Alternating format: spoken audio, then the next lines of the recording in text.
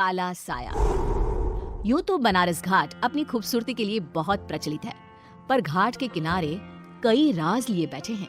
ये कहानी शुरू होती है बनारस के घाट के पास बने ममता निवास से, जहाँ प्रिया लाल जोड़े में ममता के घर उसकी बहू बनकर आती है।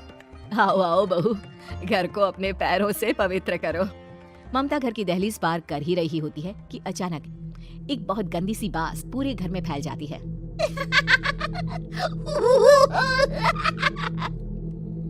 ये बदबू और ये आवाजें, ये कौन हंस रहा है माँ? अब ये पड़ोसी ना हमारे थोड़े अलग से है। कहाँ हम शाकाहारी और ये मांस मच्छी खाने वाले। छोड़, तू ध्यान मत दे और गृह प्रवेश कर। और हाँ बहू, अपनी सास की एक बात हमेशा याद रखना, इन पड़ोसियों से तो कभी बात नहीं करेगी। अच्छे लोग नहीं है ये। अपनी सास की ये बात मानेगी ना बेटा? हाँ माँ, जो आपकी मर्जी, मैं उनसे बात नहीं करूंगी। अगले दिन प्रिया अपनी पहली रसोई बनाने रसोई घर में जाती है।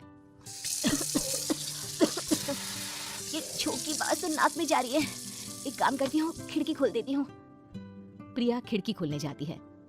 इतने जाले, लगता है इस खिड़की को कभी खोला ही नहीं गया। पर ऐसा क्यों? ओह, नॉन वेज की स्मेल आती होगी ना। 2 मिनट के लिए खोल लेती हूँ, फिर बंद कर दूंगी। प्रिया खिड़की खोलती है। खिड़की खोलते ही उसकी नजर सामने वाले घर की खिड़की पर पड़ती है, जहाँ एक लड़की खड़ी होती है। हाथों में मेहंदी, लाल रंग की साड़ी, बिल्कुल सजी धजी, मानो प्रिया की तरह ही वो भी नई नवेली बहू हो। वो प्रिया को देखकर मुस्कुराती है। हे भगवान, माँ ने तो इनसे बात करने को मना किया था। प्रिया फौरन ही खिड़की बंद कर देती है और तवे पर चढ़े रोटी की ओर देखने लगती है, पर वहाँ रोटी न होकर मछली पड़ी होती है। ये क्या? पहली ही रसोई में इतनी बड़ी गलती। हे भगवान, अब मैं क्या करूं? प्रिया बहुत डर जाती है और फौरन रसोई की सफाई करने और फिर सभी के लिए खाना बनाने लग जाती है। जब वो सबको खाना परोसती है, सब तो ठीक है, मैं बेकार में चिंता कर रही थी। हे भगवान, ऐसे ही बस अपनी कृपा बनाए रखना। रात के वक्त जब सब सो रहे होते हैं, तब प्रिया को पायल की आवाज सुनाई देती है, जिससे उसकी आंख खुल जाती है। ये पायल की आवाज कहाँ से आ रही है? प्रिया उठकर उस आवाज के पीछे छत की सीढ़ियों तक जाती है। तभी उसे बच्चे के रोने की आवाज आती है। प्रिया छत पर जाती है तो क्या देखती है? वही लाल साड़ी वाली लड़की अपनी गोद में एक नवजात बच्चे को घुमा घुमा कर सुला रही है। तभी प्रिया की नजर उसके पेट पर पड़ती है। ओह गॉड, ये तो प्रेग्नेंट भी है। सुनिए, बच्चा सो नहीं रहा है क्या? मैं कुछ मदद करूं?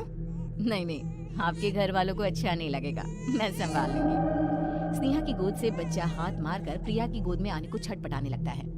दोनों घर अगल बगल में बने होने के कारण प्रिया उस बच्चे को गोद में ले लेती है। प्रिया के पास आते ही वो सो जाता है। बच्चे का वो स्पर्श रात भर प्रिया भूल नहीं पाती और अगली सुबह वो छत पर कपड़े सुखा रही होती है। तभी उसे एक औरत इशारा करके बुलाती है। स्नेहा कह रही थी बाबू तुम्हारी गोद में आते ही सो गया। मैं गौरी, स्नेहा की माँ हूँ। बहू, घर आना, बाबू को खिला भी लेना। शाम को जब घर पर कोई नहीं रहता, बच्चे से मिलने के लिए प्रिया छिपकर अपनी पड़ोसन के घर चली जाती है और कुछ देर बच्चे को खिलाकर वापस लौट आती है। इसके कुछ दिन बाद ही प्रिया को पता चलता है कि वो माँ बनने वाली है। ममता की खुशी का ठिकाना नहीं रहता।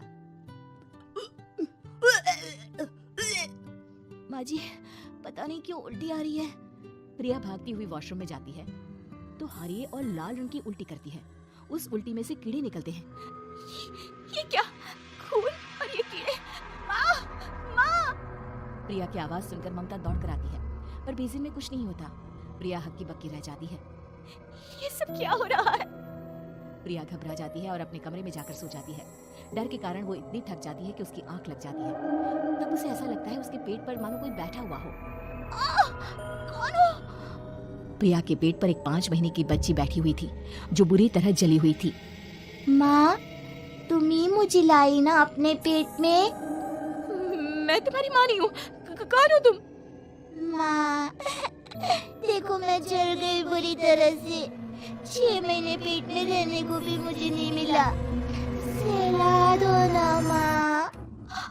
बचाओ! बचाओ! माँ! ममता दौड़कर कमरे में आती है। प्रिया की बातें सुनकर वो सब समझ जाती है। तू कहीं बगल वाले घर में तो नहीं जाकर आई ना बहू? मुझे माफ कर दो, मैं गई थी माँ। उस घर में सब मरे हुए हैं बहू। कई साल पहले स्नेहा उस घर में बहू बनकर आई थी। कुछ ही दिन में वो एक बच्चे को जन्म देने वाली थी। पूरा घर बच्चे के आने की खुशी में खोया था कि एक दिन अचानक उस घर में आग लग गई। सब बुरी तरह जलकर मर गए। गौरी आज भी दादी बनने का इंतजार कर रही है और इसीलिए स्नेहा ने अपना अजन्मा बच्चा तुम्हारी कोख में डाल दिया। ममता ये कह रही होती है कि पीछे से उसके पैरों को एक बच्चा पकड़ लेता है। दादी दादी। माँ, स्नेहा की गोद में यही बच्चा था। ये बच्चा कौन है फिर? तेरी मौत है। तेरी भी दादी। जिस चीज का ममता को डर था वही हो गया। ममता निवास के ऊपर मौत ने चादर बिछा दी थी।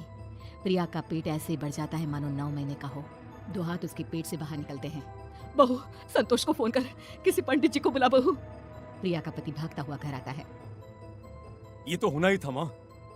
तेरा बाप तेरे सामने आ गया तो तू सह नहीं पा रही है। स्नेहा घर में आग लगी नहीं थी, माँ ने लगाई थी, प्रॉपर्टी की लालच में। और वो बच्चा मेरी पहली पत्नी का बच्चा है, मेरा बेटा, जो कि उस आग की चपेट का शिकार हो गया था। मैंने तुमसे ये सब माँ के कहने पर छुपाया था। मुझे माफ कर दो प्रिया।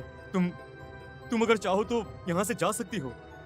मैं तुम्हें किसी भी बंधन में रखना नहीं चाहती। मेरी शादी हुई है आपसे, मैं आपको छोड़ नहीं सकती, पर उससे पहले हमें स्नेहा, उसकी माँ और बच्चे की आत्मा की शांति करवानी होगी। संतोष और ममता गौरी के घर जाते हैं। अंदर सब कुछ जला हुआ होता है। जमीन पर जली हुई लाशें बिखरी हुई थी। ममता रो रो कर अपने करने की माफी गौरी से मांगती है।